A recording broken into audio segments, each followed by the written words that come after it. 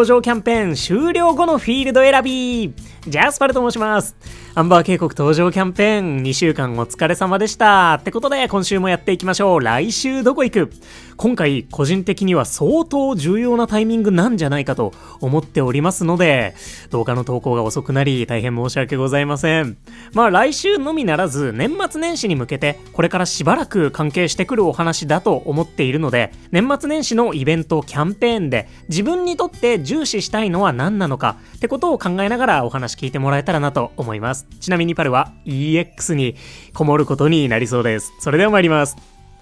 ということで、アンバー渓谷登場キャンペーン終了後の立ち回り、すっごいざっくり3つのルートがあると思っています。まず0、ホリデーでどっち行く？ 1、夢のかけら狙いのフィールドボーナス上げ。2、アメブースト狙いのポケモンの厳選。3、その他デカ盛り、ホリデー、ニューイヤーなどってことで、こちら順番にお話ししていきます。で、まず0番、ホリデーでどっち行く？ここがね、重要だったりするんですよね。ってことで、まず最初になんとなく決めておいてほしいことが、おそらく12月末に開催されるホリデーイベントで、通常の若草本島か若草 EX かどちらに行きたいかを考えてみてください。例年通りだとホリデーダブル夢のかけらリサーチは夢のかけらをばっこり稼げて、ミニではないアメブーストが使える年に一度のスペシャルなイベントになっているんですが、昨年は若草本島のみでの1フィールド限定開催となっていました。これはハロウィンも同様だったんですが、今年は若草 EX の追加に伴ってハロウィンも EX で開催されましたので、ホリデーでも通常若草 or EX の選択肢が生まれるものと予想しています。なのでホリデーでどっちに行きたいか考えてもらって、その上でこれからしばらくの方針を決めてもらうっていうのがいいんじゃないかなと思ってます。ってことで、ざっくりホリデーに通常若草本島に行くメリットは、多くの方にとってすでにフィールドボーナスが高い、伝説ポケモンのお香を使う場合、星2、3ネガオの出現ラインが EX より低い、料理木の実ガチャがしやすい。そして若草のデメリットは、2億眠気パワーを超えたくらいからリサーチの下振れが多くなる。このあたりかなと思います。そして若草 EX のメリットは、同じエナジーが稼げるならリサーチ報酬が多い。圧倒的にリサーチが下振れしづらい。おそらく氷タイプの木の実がメイン確定になるので、強い氷タイプがいれば攻略が楽になる。色違い出現確率アップがイベントのものと重複する可能性がある。伝説ポケモンのお香を使う場合、星1の報酬が高く保険になる。そして EX のデメリットは、エナジーが稼げないと通常若草より報酬が少なくなる可能性がある。木の実料理ガチャがしづらい。メインスキル夢のかけらゲット S を活かしたい場合、お手スピプラス 15% を食らう可能性がかなり高い。このあたりかなと思います。これらを総合してどっちのフィールドに行くのかっていうのをね、考えていただけたらと思います。無課金パルの感覚だと簡単な選び方としては、まず通常若草でどの程度エナジーを稼げるのか。これが3億4億割と余裕で稼げそうですっていう方は、結構手痛い下振れリサーチを食らう可能性がありますので、 EX 検討してみてください。パルはハロウィンの時、最終日4億眠気パワーのリサーチで 1.5 億眠気パワーくらい吹っ飛ばされました。そういうことがね、割と当たり前のように起きるんですよね、通常若草。あとはここで伝説のポケモンのお香を使う場合、星3を狙いたいかどうか。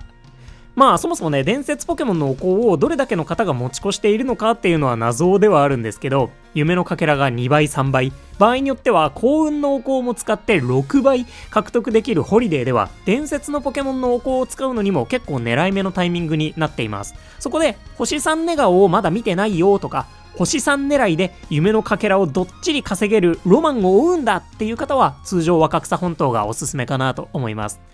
例えばライコーの星3ネガオって2億4500万眠気パワーくらいから抽選されるみたいなんですけど、 EX での伝説ポケモンの星3ネガオのラインって5億とか6億とかその類になるらしいので、星3狙いであれば通常若草の方が条件を満たしやすいです。そして最後に、伝説ポケモンの色違いのロマンを追い求めたいか。パルは伝説色違い1点狙いで EX に行きます。理由は動画投稿者だからですねまあそんな感じでね、日々のリサーチで皆さんと一緒にドキドキできたらなと思います。ちなみに今回のニュームーンデーでの色違いのポケモンは2アカウントで0体となっております。対戦よろしくお願いします。といった感じでね、まあ多くの方にとってフィールドボーナスがすでに上がっていそうで安定感のありそうな通常若草、これは夢のかけらゲットで遊ぶのも良さそうですよね。そして通常若草で大きく下振れしそうな方だったり、色違い狙いであればおすすめできるのが EX。 超ざっくりね、そんな感じで決めてもらえたらなと思います。これがまず準備としての0番ホリデーでどっち行くでした。さあ前段が長くなってしまったんですけれども、ここからがようやく本番となります。1、夢のかけら狙いのフィールドボーナス上げ。これはホリデーで夢のかけらを重視する場合の選択肢って感じですね。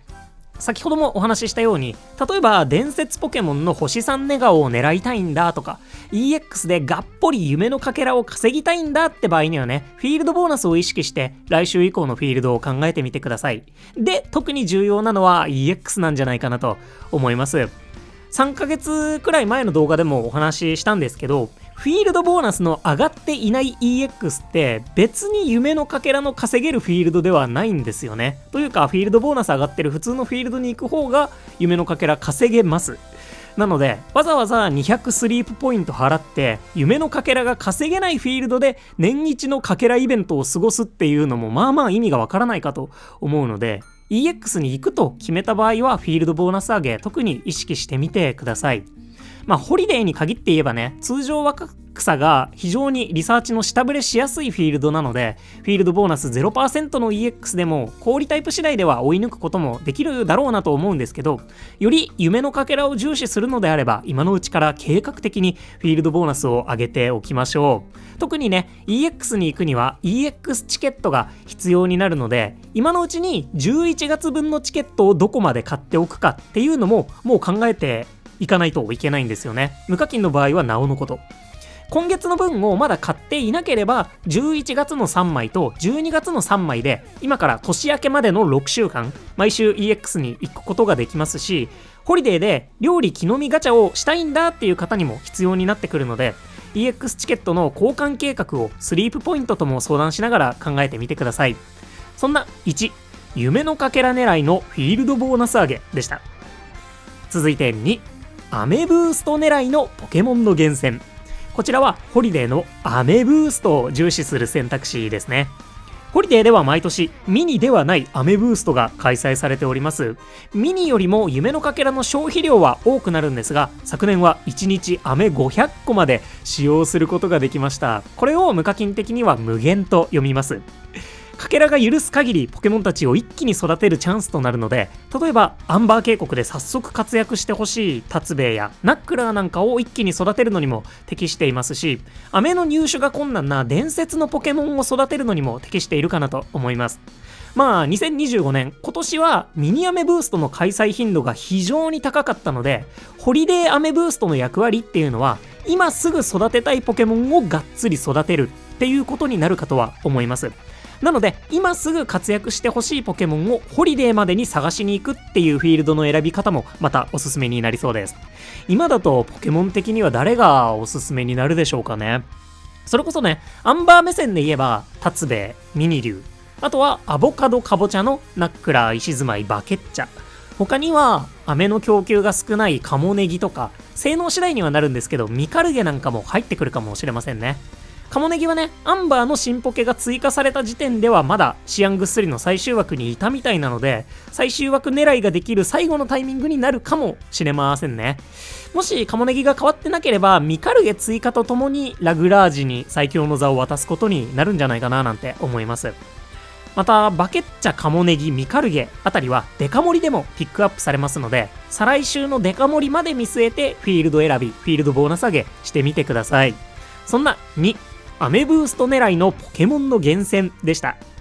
ここまでがね、だいたいホリデーのボーナスを重視した選択肢なんですが、最後3、その他デカ盛り、ホリデー、ニューイヤーなどってことで、これは要するにホリデーを特別重視するわけでもなく普通に遊ぶ選択肢っていう感じになりますね。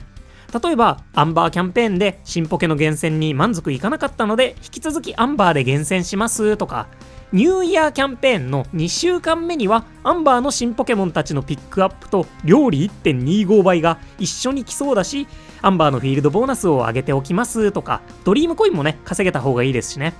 あとは再来週のデカ盛りでミカルゲを探しに行きたいので、そこで行くつもりのフィールドのフィールドボーナスを上げておきますとか、